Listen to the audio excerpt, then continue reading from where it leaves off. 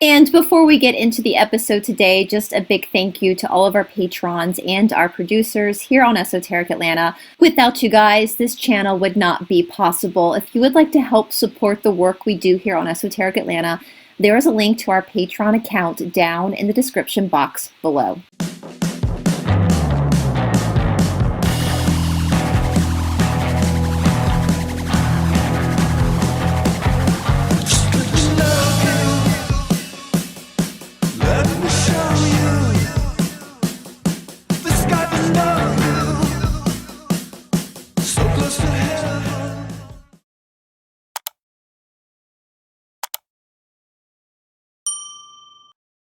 Hello, everybody, and welcome back to Esoteric Atlanta. Of course, my name is Bryce. Today is Saturday, June 26th, 2025. I literally just got home. Literally just got out of the car and unloaded most of my unpacking. And I wasn't planning on filming today, but I just wanted to hop on quickly just to kind of discuss some things with you guys and see what you guys think about some things that are going on behind the scenes and what you guys as a community member would like to see going forward, given some of the circumstances that we're working with here on YouTube.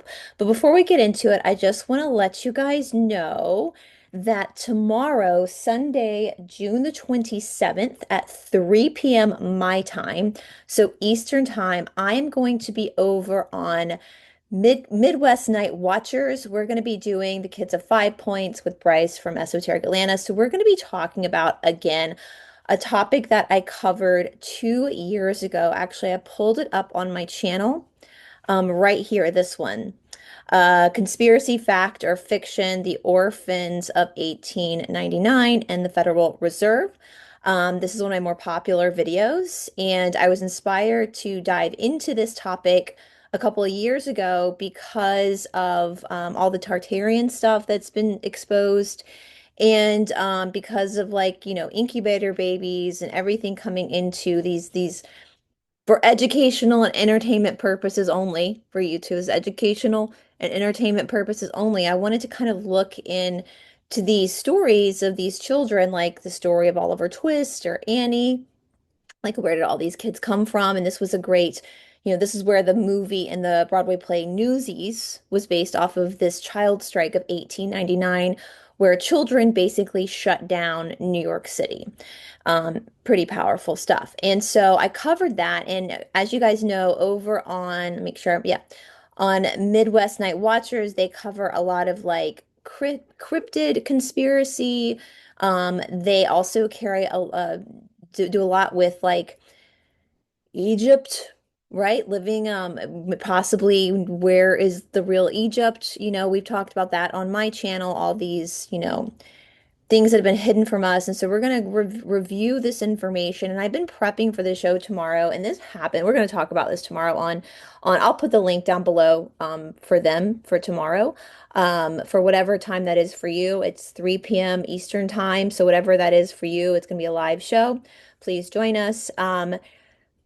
I've talked about this before. It seems that I will cover a topic because I've been doing deep dives on YouTube now for 5 years. And so I will cover a topic and then I will go to revisit that topic and I will go through my notes and the links that I had saved from my past research. And then I'll go to look them back up again and the website will be gone. It'll be like 404 missing, which is really suspicious, like way to be obvious about it. And the same thing has happened with this project with the child strike of 1899. Going back over some of my old notes and revisiting some of the stuff that I was looking at 2 years ago. So if that means anything, obviously we're on to something. If they get nervous about a little old channel talking about putting two and two together and critically thinking about some of these historical events. But nonetheless, we're going to talk about that tomorrow, Sunday, June 27th, 2025, over on Midwest Night Watchers YouTube channel. Please join us live for that show. Now, with that being said, what I'm thinking about, so there is something going on. I think I've mentioned this before with Catherine. We've kind of with YouTube, with this whole AI thing, I'm trying to be careful how I say this because it is what it is. As you guys, most of you know, I'm super shadow banned, like super shadow banned. And for a long time, I thought it was basically just because of what I was covering, which I do think that is part of it. Not on Rumble. RUMB, I'll say that one time, not over there, but here on the YT. Um, I think some of it does have to do with what we talk about here. We're definitely on this channel trying to break away from the system, whether that's the system of the normies or the system of the truther world. We're trying to really escape the matrix. I don't like any type of organization that just tells you to trust the process and not do your own research, which is what the truther community has done. I find that to be very a big red flag. And so I don't want to be a part of either. I want to find the real truth. I want to find the real freedom movement. I want to find, as Mark Passio says, the truth by its very nature is belligerent. It doesn't care if it hurts your feelings, right? So I think that has to do a lot with why I'm shadow banned sometimes.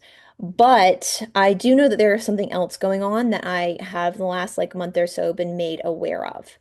And this has to do with AI. So what allegedly, we'll say just for protection, is going on is people like me, and it's not just my channel, this happens to normie channels too. So anybody who is on YouTube who is a deep diver, which there are a lot of deep divers on YouTube, um, what's happening is people like me will spend all this time. I mean, literally, I have a box full of notebooks. Here's one of my notebooks. All this time researching whatever it is. For me, it's going through like history and conspiracy. For other people, it could be something else. And we'll spend all this time researching. And then once you've researched, you have to storyboard it, right? You have to figure out how you're going to tell this story, whatever it is. It's all about storytelling. So how am I going to put this research together to deliver a story, right? So it takes a lot of time, and then you film it, and you have to edit it, all that kind of stuff. So it takes a lot to put one video up.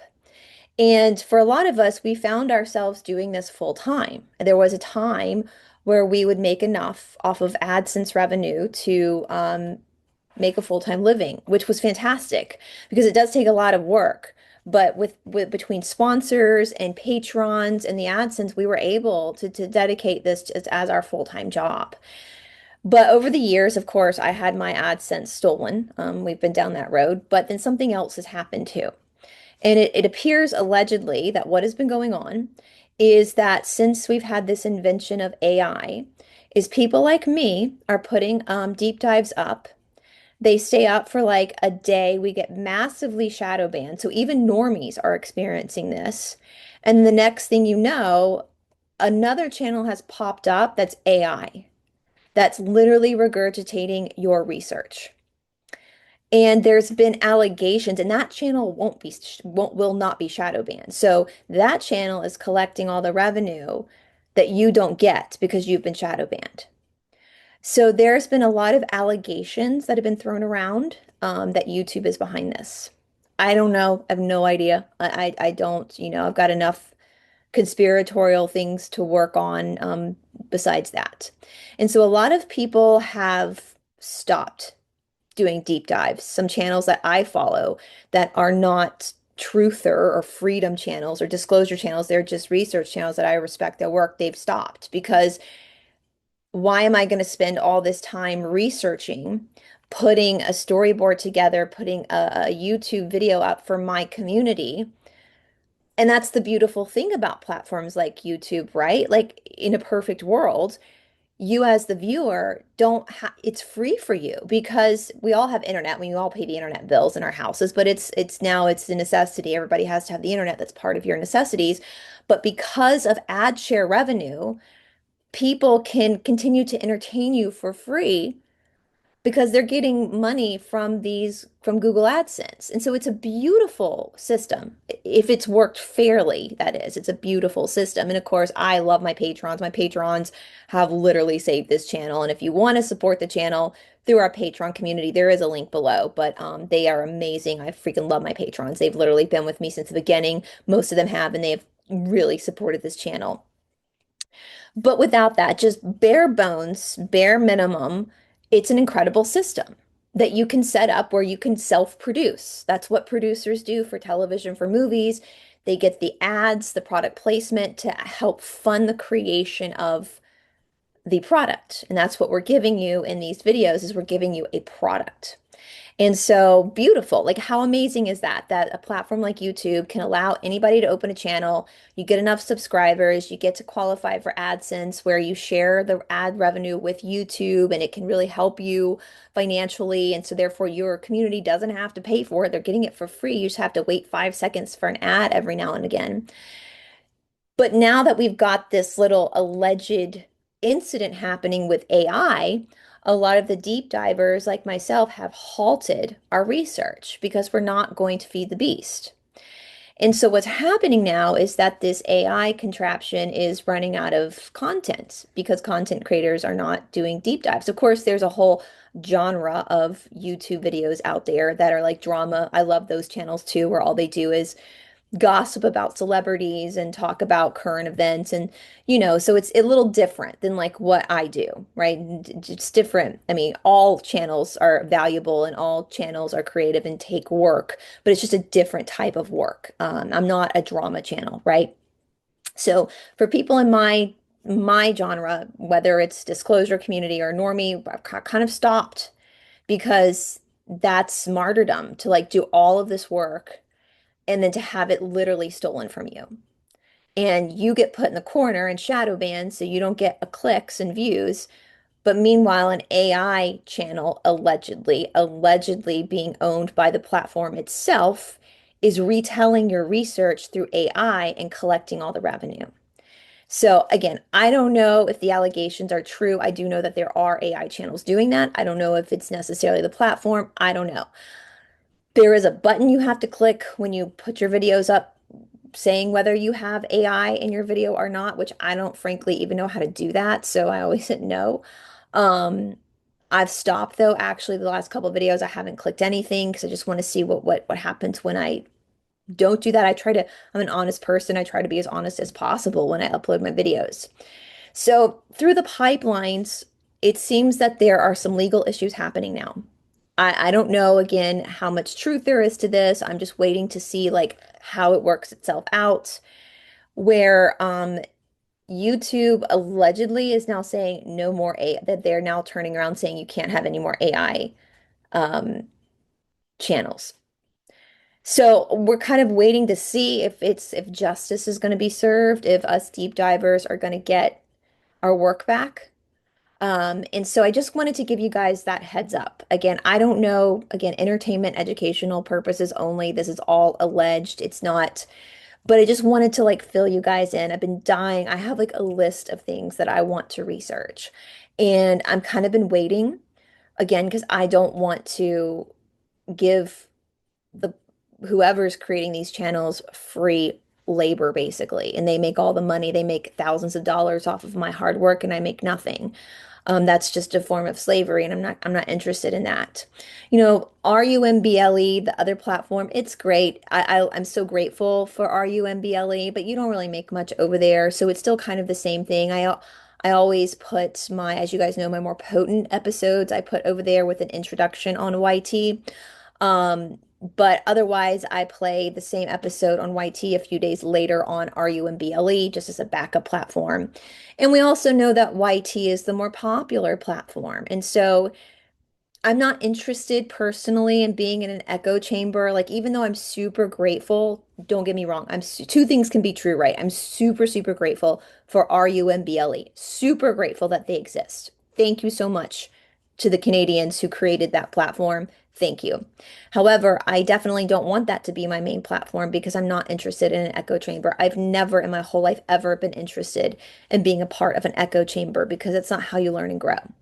And that is one thing about me my whole life. I've always been interested in learning and growing. And so I like being here on this platform because there's different voices. And so it helps you kind of see things a little differently than just people all believing the same thing. So two things can be true, right? So with that being said, what I'm planning on doing until we figure out how this shakes out, I hope you guys can understand that, why I don't want to push that and why other people aren't either. But that doesn't mean we're not going to continue to do content. Absolutely, we are. I'm not you can't take this us down. Like we've created an incredible community here, and we're not going anywhere. We're going to continue putting up multiple videos a week, but it might look a little bit different for a while until we figure out what's going on with this lawsuit. So, what I'm thinking about doing, we're going to start reviewing some old cases that I've worked on, like we're going to do tomorrow with Midwest Night Watchers. We're going to go through the child strike of 1899. With Catherine, we're going to, my coffee chats, I think we're going to look through some old stuff too and just revisit it. It's good to revisit old projects because a few years have passed. We know a little bit more now, and maybe we're seeing things we didn't see before. And I already have that work done. So it's already been put up on my channel. It's been there for a few years, and so we're good with that. Also, what I want to do, and we're going to continue with the Cassiopeians as well. We're going to continue looking through the Cassiopeian forum, all that kind of stuff. But one thing I was considering doing, and this is where I really want your feedback. So, as many of you know who have been with me for a while, I love history and I love reality TV. And frankly, my friends, the two aren't much different from each other. As many of you guys know, history ain't nothing but gossip. That's all history is. I mean, one of my favorite, I talk about this a lot, one of my favorite deep dives that I've done with you guys was Rasputin's missing tallywhacker, we'll say. I mean, talk about gossip. The fact that his tallywhacker is in a jar in a museum in Russia, like that's super hot gossip. That's hot tea, right? That's all history is. It's just gossip. It's literally just gossip. Yeah, it's storytelling, and that's what gossip is, storytelling. And I've noticed with my love of reality TV and documentaries, if you guys are following me along on TikTok, I just finished watching season 2 of Shiny Happy People, which I want to talk more about because holy crap, like wow. If you have not seen that, I think it's on Amazon Prime. Shiny Happy People season 2, which gets into like teen mania, that kind of stuff from like the 90s, like when I was a teenager. And I immediately was like, oh my God, if you follow me over on the TikTok, I talked about how that's Moloch worship. Like that's what's happening. And I kind of said, like, if you've been with me through the missing books of the Bible, like, this is pretty obvious to me. We think that these old practices from the Old Testament are like done and dusted, but they're not. They're not. And but they might look a little different in 2025 than they did back then. And so I was kind of considering going through some more potent reality TV shows like Welcome to Plathville, which we're going to speak on a little bit today. Um, and just kind of what's the point in doing all this research into the past if we're not applying it to the present? I mean, gossip is fun, and that's what reality TV is as well. But we've got to apply the information. That's why people study history in school, so that history doesn't repeat itself, so that we can see how these ideas, these bad ideas for the most part, evolve and change, so we're not hoodwinked to go down the same road again, which all in all was my fear with the truther community anyway. They were going down the same road as the normies.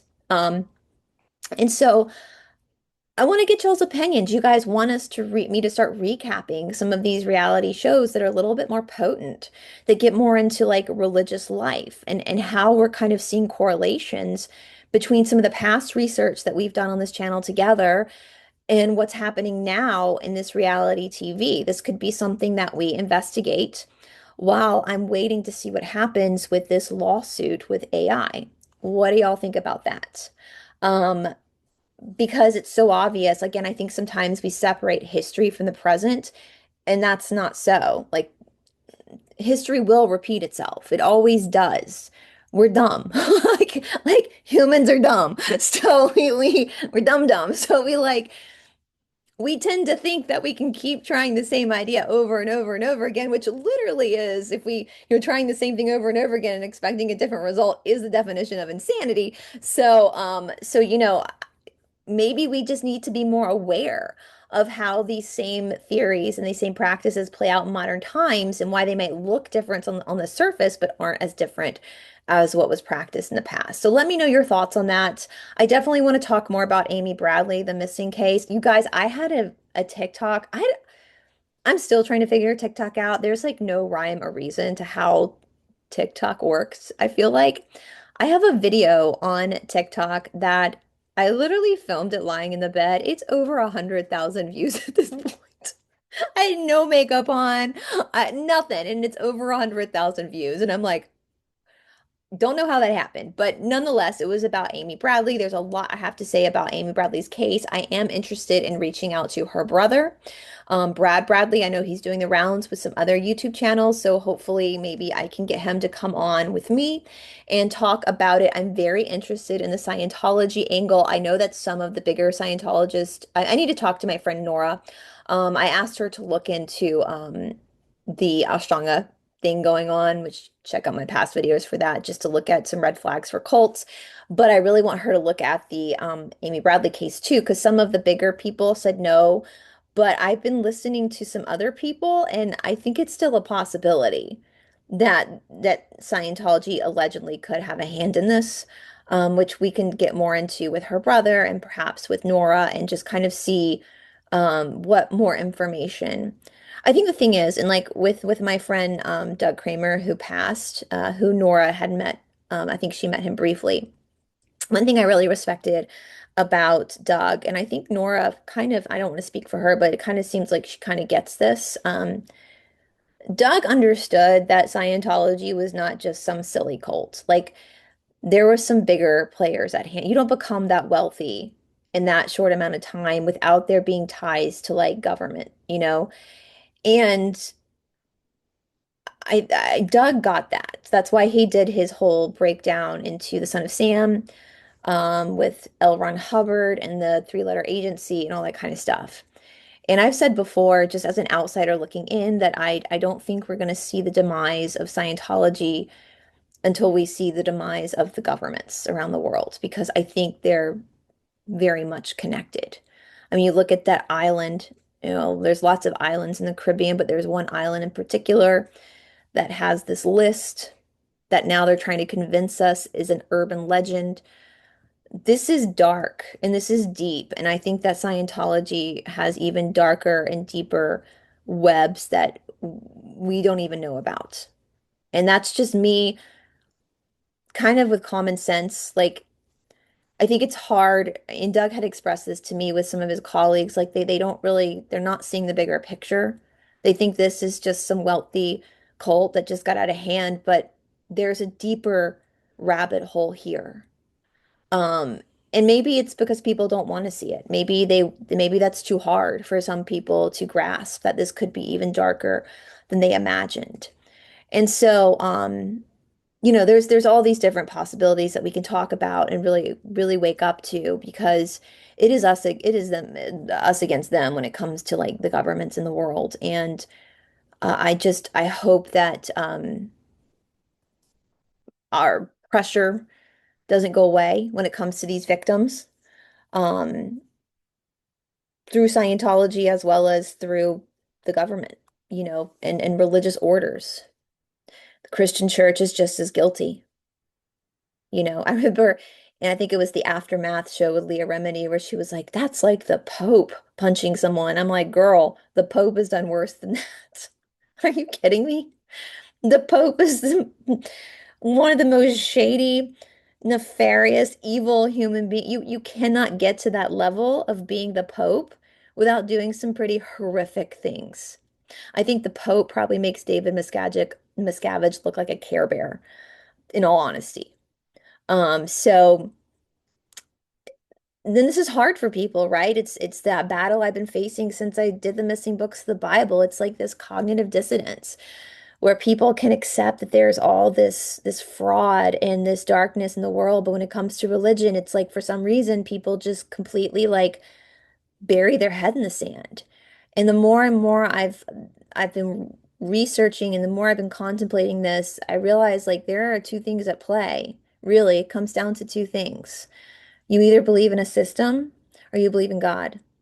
The two are not the same thing. They're not the same. You either follow the path of the system, which is a man-made belief system, or you follow the path of being at peace with God. And I think even for atheists, I know they might argue with me, but even though they don't believe in God, I find that they are comfortable with the unknown in that sense, and that's having some sort of faith. Um, because the church is definitely not of God. Like that's laughable looking at what the church has done. And so there's so much to talk about with Amy Lynn Bradley, with Amy Bradley is missing, with season 2 of Shiny Happy People. And I want to, speaking of the system, I want to talk more about Welcome to Plathville as well. Because season 7, episode 1 recently aired. And so if this is something you guys want to do, if you want to look into this stuff with me, what I suggest that we do going forward, and is that we watch these episodes. I will the next day get on and we'll talk about it. We'll break it down. We'll look at some of these behaviors that we're seeing from what we can see. I know sometimes reality TV is skewed. I know that, but from what we can see for teachable moments for us to like communicate some problems that we're seeing because I've been following Welcome to Plathville since season 1. And it's a dark show. I actually couldn't finish last season because it was so dark. And but I'm willing to do season 7. And this episode today is sponsored by the Esoteric Academy, your at-home gym for all different unique workouts, health programs, courses, and community. If you've been looking for a way to get in shape, but you feel like you're too busy to go to the gym or too intimidated to go to the gym, no worries. The Esoteric Academy is your at-home stop for all your health needs. It only has master teachers, and if you are looking for something to get your butt in gear, to get healthy, but you can do it in the privacy of your own home, then the Esoteric Academy is for you. If you use discount code BRICE20, BRICE 20, all caps at checkout, you get the first 6 months of your tuition at the Esoteric Academy for 20% off. That's the first 6 months. That's half a year of a 20% discount on your tuition. Tuition includes 2 different tiers. One is only $25 a month, which gives you access to all of the exercise classes, which you have a full library full of workout classes with new workout classes coming 2 to 4 times a week. If you want to do the $40 tier, that also gives you access to all the health courses and spiritual courses as well as the exercise courses. On top of that, you get 7 days for free. So even if you just want to give it a try, you're just hearing about this and you just want to try it out, you can sign up, have 7 days for free, and if you decide it's not for you, you can always cancel your membership. So remember, use discount code BRICE20, BRICE20 at checkout for the Esoteric Academy to get 20% off your tuition for the first 6 months. Everything will be down in the description box below. If for those, I'm not going to give a total deep dive right now into who the Plaths are. There's so many channels out there that have covered the Plaths as a family, like Fundy Fridays. You can just Google the Plath family and you'll find on YouTube, you'll find so many people talking about all of these characters, all these members of this family. I'll just give a brief synopsis of why this show is so dark. The Plaths were, when we met them in season 1, a very fundamentalist evangelical family. However, different from the Duggars, even though I believe that they kind of circled around some of the same people as the Duggars, they weren't necessarily a part of a singular church. Seems like they did more like home study. But in season 1, we met these kids. They live in Cairo, Georgia, which is South Georgia, right on the Georgia-Florida line. And these kids had been raised on this farm, homeschooled. They never had like candy or Coca-Cola. It's kind of comical the first season because they don't know. They'll ask the kids like really like big pop culture questions and they just have no idea like who or what these people are. Just very, very, very conservative. But even though we can say a lot about the Duggars being abusive, there's definitely an element of that with the Plaths as well, in kind of a different way. Um, immediately there was like a dislike for the parents, especially the mom, even though the mom seems to be more of the fun one now. Back then, she seemed to be more of the controlling one. And my perception of the mom is that she grew up in a very secular home. I think her mother was an alcoholic, if I remember correctly. And I think that she felt out of control, or she feels out of control. I don't think this is something, in my personal opinion, that she has actually dealt with. She feels out of control from those childhood wounds. And so she married this man named Barry Plath, who was super religious and decided to be a super controlling parent. And so she uses, in my opinion, uses religion and this fundamentalist lifestyle under the guise of giving her kids a good life. She's using it as a way to project her traumas and her insecurities on her children so that she can get controlling with her children without having to deal with her own shenanigans inside of herself, the turmoil inside of herself. And so, season one, there was a lot of controversy with, there's a lot of kids, by the way, a lot of them. One of them, Ethan, had just married this woman named Olivia. They're super young, and there was a lot of controversy because Olivia had also come from an evangelical family, but she was kind of stepping outside of that a little bit, and she introduced like Coca-Cola to her husband, and he was very naive and innocent. There's been all this, they're now divorced.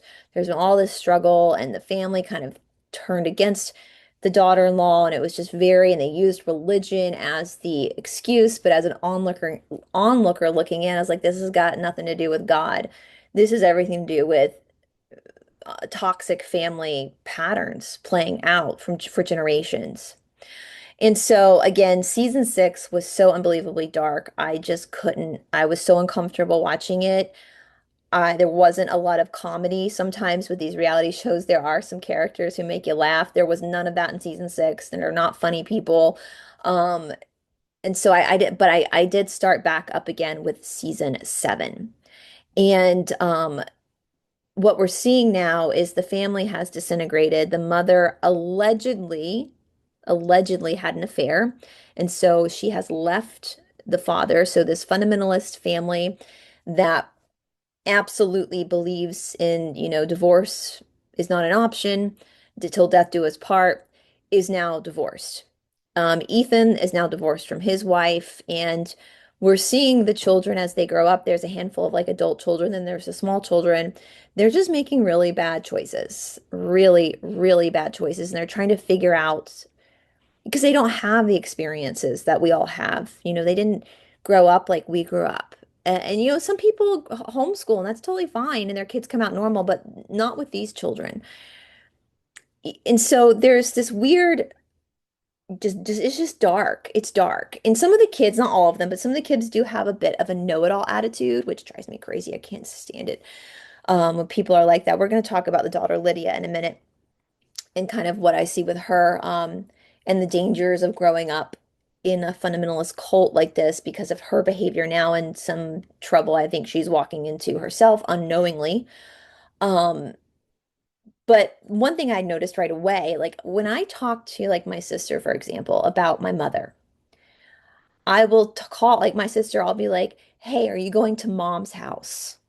Are we doing this with mom? Have you told mom this?" When the Plath children talk to each other, and I noticed other people talking about this too, I wasn't the only one that found this weird. Like a brother will be talking to a sister, and the brother will be like, well, my mom, and they have the same mom, and they're full-blooded siblings. And that's weird. Like, why would you talk to your sibling and say, my mom, when your mom is your sibling's mom too?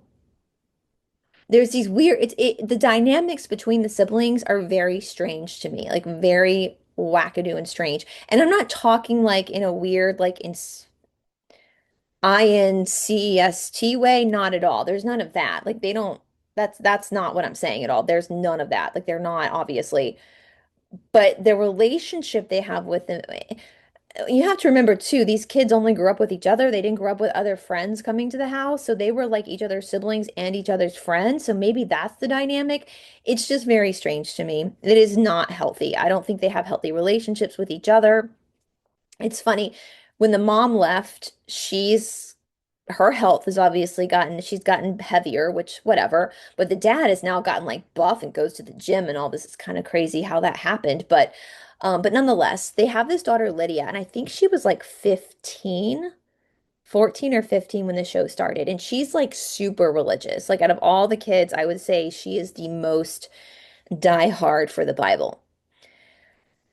And I remember the season when the parents separated, and Lydia was talking to her mom about it, and she was basically like lecturing her mom about how your mom was saying, well, sometimes people just don't give you that love anymore, and there's not a spark there. And Lydia said something along the lines of, well, why would you need that when you've got God? God can give you that spark. God. And the mom, and I was like, good Lord, this is your fault. Like when the mom's like, no, honey, that's not how it works. I'm like, this is literally your fault. Like you raised her to believe this. But there was this naivety to her. And as she was saying that, there was very much like a know-it-all. Like, well, I know it all. Like if you have God in your heart, when literally this girl has never even kissed a boy, like never been in a relationship, a romantic relationship with a male. So she does not understand the dynamics of a romantic relationship. Nor should she really at 15. I mean, she should be 15. You should be kind of dating a little bit, but you shouldn't be, you know, super knowledgeable about relationships at 15. Nonetheless, the funniest thing, episode 1 of season 7, if you guys have not seen it, it's actually kind of funny. Like they found some of that humor that I think was missing.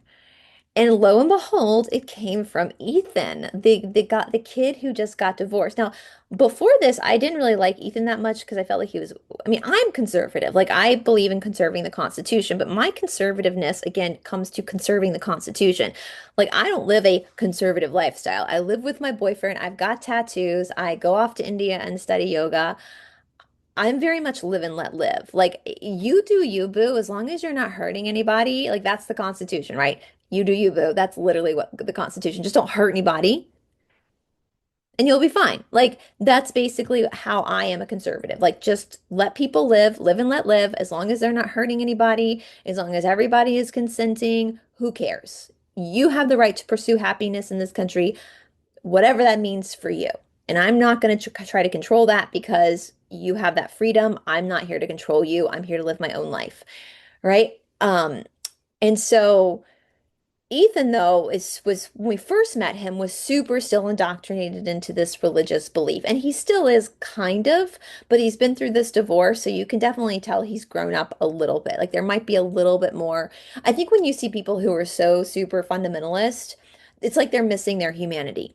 Like they don't have empathy or grace for other people. It's literally like my way or the highway, the know-it-all, which goes back to season 2 of Shiny Happy People where it becomes a problem because it becomes very black and white thinking, where everything is shades of gray. There's nuance to things.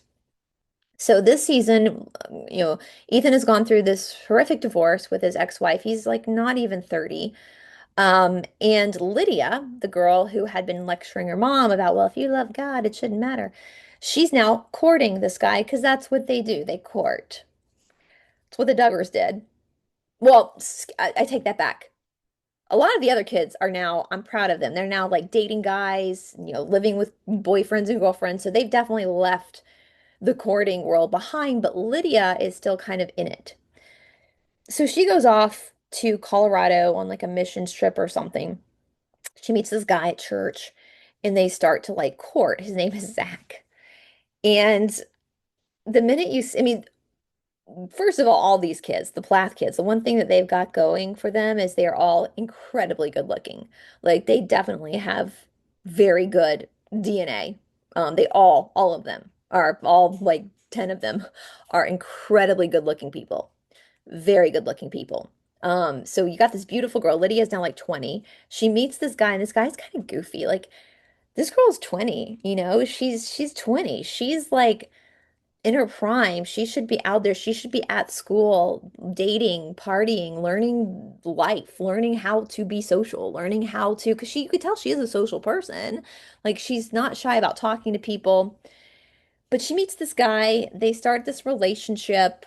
He tells her, which is a huge red flag for me, that he doesn't want to kiss a girl until he is at the pulpit, like at the altar getting married. Like that will be their first kiss. And I know a lot of conservative groups do this, which I mean, I said this with Davy Jackson. Like my mom, when he was on my show talking about the IBLP, my mom encouraged us to go out and date lots of guys and like figure out when we were teenagers like what we wanted in a man. Like my mother was very encouraging of that. Even though she was a Christian, she was very encouraging of us like just kind of figuring ourselves out through the experience of dating, which is not the same in a lot of these conservative groups. And that's one thing I absolutely have a problem with. I do think people need to date around, and I think my mother was right about that. You need to be careful, obviously. You don't need to be, hone it up, but respectfully dating around and figuring out what you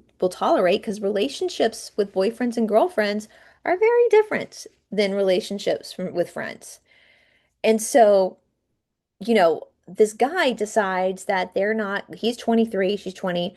He doesn't want to kiss a girl until they're at the altar. Well, we saw this with the Duggars. There were some guys that the Duggar girls married, and that was the same thing. But you could tell with those guys that they were really struggling with that. Like they really were physically struggling with not being able to like kiss their girlfriend or their fiance. You could see it in their eyes that it pained them not to be able to do that, especially in guys in their early 20s. So the fact that this was his idea to me was a huge red flag. And so, but she went along with it. Anyway, the whole time you're watching episode one and you're looking at her fiance and you're like, is this a joke? Like, is this actually a joke? Well, so Ethan, the guy that I has annoyed me, he ended up being the MVP of episode one, season seven. I don't think he meant to be funny, but I was watching this drive. I was the passenger princess. My boyfriend was driving, and I was watching it on my phone with my headphones on, driving back to Atlanta. I was laughing so hard watching this episode because of Ethan, because he literally was saying what we were all thinking. And I don't think he would have been able to spot this, honestly, if he had not had the worldly experiences that he had had with his ex-wife, like going through the divorce, traveling the world with her. I think he learned a lot about the world, and therefore he was able to spot it right away. So at the end of the episode, this Zach guy, who seems like a lovely young man, like he does seem like a very nice young man. I think you guys know what I'm probably hinting at if you haven't seen the episode, but he's obviously, in my opinion, I don't think he's into girls, which is fine. Like that, I have no problem with that. Like that is not, and my heart hurts for both him and Lydia because what I saw on the camera was a gay man and his best friend. That's what I saw. I have a gay guy who's one of my best friends too. That's the relationship I saw with him. I don't kiss my gay guy best friend, but I'll like hold his arm or hold his hand, but he's obviously very gay. Like, obviously, he's not interested. He's never been with a girl. Like, he's not, you can definitely tell he's gay. And that's what I saw. I was like, oh, sweet. This is like two besties. Yeah. Just very goofy, like not very alpha. And so he's going to ask the dad for her hand in marriage, which a lot of people have problems with. I honestly don't. Like, I think that's sweet when a guy does. I know the girl's not property, all that kind of stuff, but I just think it's very sweet and respectful when a guy does that, to ask for the girl's hand in marriage. I think that is, I like, for me personally, I like it when a man like is the alpha and like claims his woman with consent. Let me rephrase that. So like with context clues. Yeah, like you can give consent without verbally giving consent. It's an energy, it's the attention a girl gives you. If you're in a relationship with her, she obviously loves you. Like, if this girl is running from you and doesn't want anything to do with you, don't go claim her then because that's not sexy. That's gross. But the context of okay, I can see this girl really likes me too. So I'm gonna be the man and I'm gonna go to her dad and I'm gonna ask her dad's permission and be respectful to her parents. So I'm like that he did that. I'm old fashioned in that particular way. I think that even though I live with a guy, I think that's sweet. And so they're in the kitchen after this has happened, and the dad has granted the permission, and the dad is super excited. Like, he's just so excited. Like, the dad is just clueless too. He's as clueless as his daughter that this guy is not straight. Um, And they're laughing, and Lydia knows now that, because she knew he was going to go ask her dad for permission. And Ethan drives up from like Minnesota where he's living. He drives in, he walks, and he's got this big bushy beard, and he's sitting there. He walks in, he meets this guy, Zach, for the first time, and he's watching this interaction, and he's watching his dad and his sister and her sister's now fi kind of fiance. And the look on his face, like you could just tell that he was like, what the hell is going on? Like, WTF? He's like trying not to laugh, and he's just watching everything unfold. And then they bring him to do a confessional, and he goes, he's gay, right? Like the way he said, he was like, well, he's gay, right? Like, what's happening? He's gay. Like, is there a candid camera? Is this a joke? Why is my dad so? He's like, did somebody slip something in my father's kombucha? Like, what is this? Like, he's obviously gay. But just the comedy gold. But the fact that he picked up on that, and he was just as sheltered as her, but for the few years he was married to his ex-wife and traveling the world and going through his divorce, he obviously learned a lot. And this is something that you can't help. And that's kind of the worrisome thing, is because we've got two young kids here. I mean, 2023, you're basically kids that don't know what they're doing. I don't think Lydia Plath even really understands like how it works. Like I heard some other podcasters talking about that. Like, I don't think she really knows like what's supposed to happen. That's how naive she is. Like, she didn't know. He even asked, like, he was so shocked them getting married so quickly that he was like, is this a the Ethan asked, is this a shotgun wedding? They didn't even really know what that meant. Like, the producers were talking to them, and Lydia did know it was where they put, a pew pew to the groom's head and forced him to marry the woman, but she didn't know why they would do that, like what that implies. She had no idea that a shotgun wedding implies pregnancy. Like, she didn't know that. That was where that comes from, that the wedding was being forced because the girl was pregnant. Even though Lydia's not pregnant, I mean, shoot, her gay boyfriend hasn't even kissed her yet, right? Like, and because she doesn't have experience with guys, I don't think she's picking up on these context clues that he's trying to be attracted to her. I think because of his indoctrination, his upbringing, he's trying to be that, but he's just not. You can tell, and that's not fair. Like, that's not fair to him, and it's not fair to her. And that's why I feel like this purity culture is so unbelievably dangerous. You're messing with people's lives. And I just, I mean, listen, if you see this, like, I'm 42. My boyfriend is 53. 53-year-old men still want to touch you. That doesn't go away. They learn how to control it better. They're not just, young and dumb. They definitely know how to control it better, but that's important for men. So this is concerning. Like, I respect the fact that he wants to respect you, and I totally get waiting for marriage. I absolutely get that, even though most people don't, which I get too, get both sides of that. But the fact that he doesn't even kiss you or want to kiss you and giving an excuse, that's a little concerning. You deserve to be kissed by a man who wants to kiss you. You deserve to be loved. And I think you need to go sit down with some of your sisters who have left the cult and have dated men. And I think they need to have a long talk with you about what actually happens and how it's supposed to happen through their experiences. I think that's going to save you. I think they're already married though. I just, yeah, it's just super toxic though. So if you guys want a recap for every episode and we can talk about these things, let me know. Again, we can bring in past research into it, all that kind of stuff while we're waiting to see how this alleged lawsuit pans out. And again, we're going to I mean, there's still going to be 3 to 5 videos a week, you guys. Like, we're still going forward with stuff. We're still going to do that stuff. We're going to do the Cassiopeians. We're going to continue to do that, all that kind of stuff. But I'm just trying to find ways that we can continue to grow as a community by learning together without feeding the beast until we figure out if the beast has been slain. So, All right, you guys, don't forget to join us tomorrow, Sunday, June 27th at 3 p.m. Eastern Time over on Midwest Night Watchers channel, where we are going to talk again about the child strike of 1899 and where all these kids might have come from. All right, you guys, I hope you have a wonderful, yes, my hair, I'm going back to my natural color, so don't worry, it's going back to my natural color. So I saw my hairdresser. We're going to bring my hair back to its natural color. So I'm definitely a blonde, definitely a blonde. Everyone in my family is a blonde too, so it's just DNA. It's DNA. What can I say? So anyway, you guys, I will talk to you soon. I'll see you tomorrow over on Midwest Night Watchers channel.